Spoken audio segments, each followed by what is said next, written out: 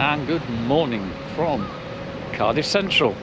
I'm here because I've just arrived from Shrewsbury with Transport for Wales 4-coach push-pull service with the nice Mark IV coaches travelling in first class, and it was a very nice run. Had a lovely breakfast on the way, so my plan is to whisk you back to Shrewsbury so that you too can enjoy the journey that I've just had.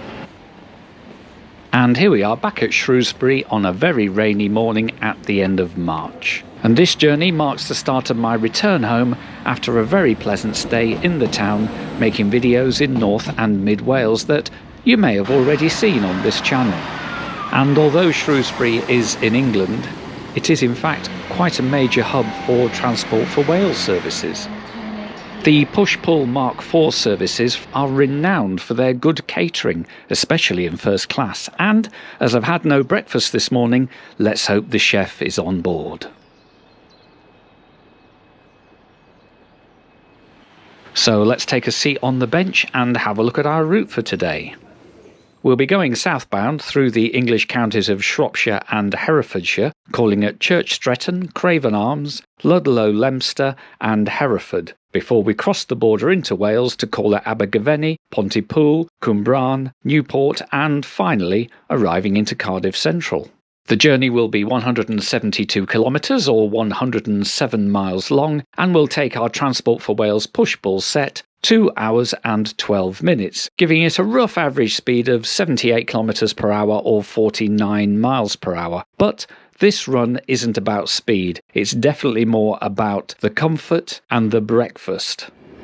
And our train slides into platform 7 just a couple of minutes late, led by the driving van trailer, and behind that a single first class coach and 3 standard class coaches. And everything is being pushed along by the class 67 diesel locomotive at the rear. There's no reserved seating, so let's just hop on and find ourselves a seat. I'm tempted by one of the single seats, but there's so few passengers I may as well go for a pair of facing seats. And as we leave, I'm treated to my last view of Shrewsbury's Grade 2 listed 180 lever mechanical signal box. The first class host is very attentive and I quickly have a menu and a cup of coffee.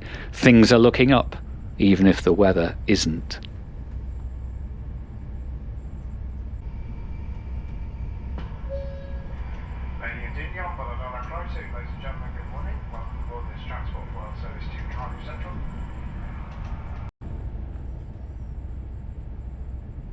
The original station at Church Stretton dates from 1852, whilst the current station on the other side of the bridge is much less flamboyant. But still, the plantings are really lovely.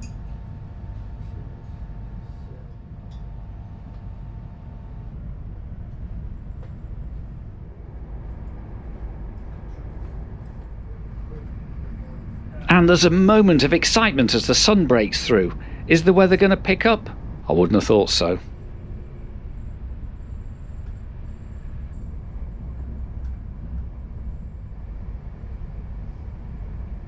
When opened in 1852, the station was named after the nearby coaching house because there wasn't an actual town here at all before the railway came.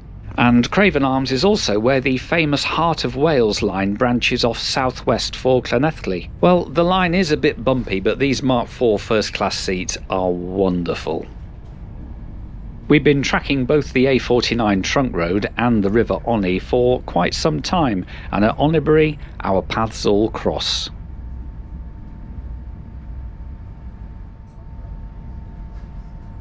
Oh, this looks hopeful. Until we get to Newport, ruling line speeds will fluctuate between 75 and 90 miles per hour.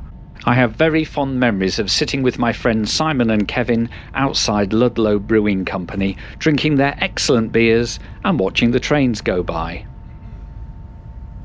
Aren't the daffodils at Ludlow beautiful? Although, just like at Craven Arms, there's none of the original 1850s structures left in evidence at all.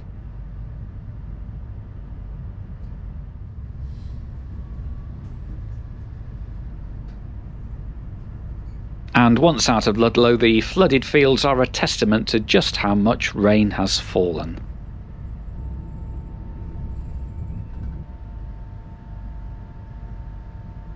Leominster actually looks to be a really pleasant original station, but my attention has been somewhat diverted.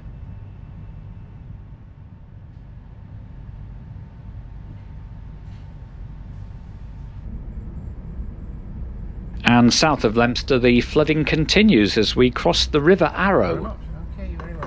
And the toast arrives to complete the ensemble. What a great breakfast this is. Good morning, we will shortly be arriving into Hereford our next station. Hereford's had a station since the 1850s too, but this Grade 2 listed Victorian Gothic rebuild actually dates from the late 19th century. Welcome aboard this Transport for Wales service to Cardiff Central, Borodar. And all the reports of the catering were completely correct. This was a really nice breakfast. The highlight being that little bit of smashed avocado, very metropolitan. Oh, and full marks to the first-class host. Whenever he bought me a fresh cup of tea, he always also brought a small ramekin where I could put my tea bag once it had brewed. Right, let's take a moment to look at this Mark IV seat. Well, it has a pretty generous recline, although if you both do it then you might bang each other's knees. But there's power under the table which works just fine. There's no blind, but it does come with overhead reading lights and plenty of luggage space both above the seats and all over the carriage. And whilst I was fiddling with the seat, we cross into Wales and the brick-built English stations give way to the stone-built Italian beauty of Abergavenny. Mind you, although the architecture has changed, the weather remains stubbornly grim.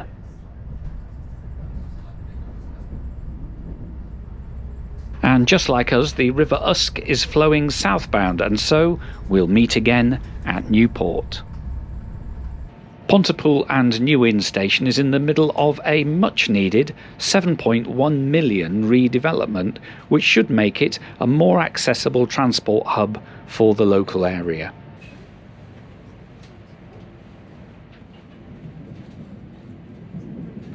In contrast to all the towns and stations that have been served by the railway since the mid-1800s, Cwmbran was only founded in 1949 as a new town, and the station was only opened in 1986. Cwmbran is also the home of Burton's Biscuits, where, amongst other things, they produce over 125 million wagon wheels every year.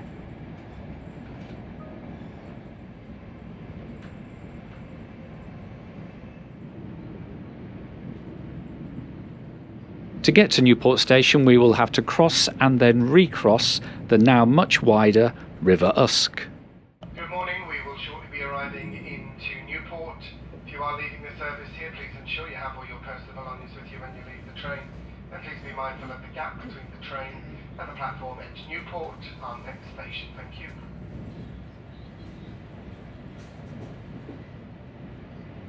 There's also a lot of work happening at Newport too. The following month they will announce the opening of a new active travel bridge over the railway lines and the station.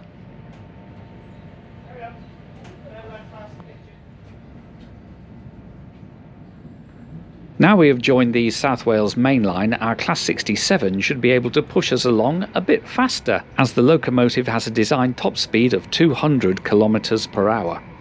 But it still isn't that quick, is it?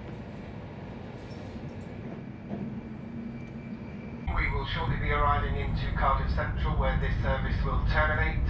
Please ensure you have all your personal belongings with you when you leave the train, and please be mindful of the gap between the train and the platform edge. Cardiff Central, our final stop. All change here, please. Thank you.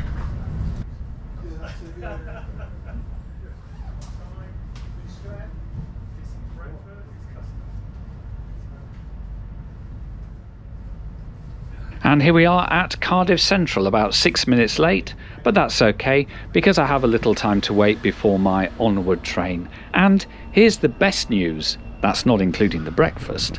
This journey cost me just £16.25 on a split save advance ticket deal, which included my 1/3 senior rail card discount. For that journey, in this level of comfort, I think that's a great deal.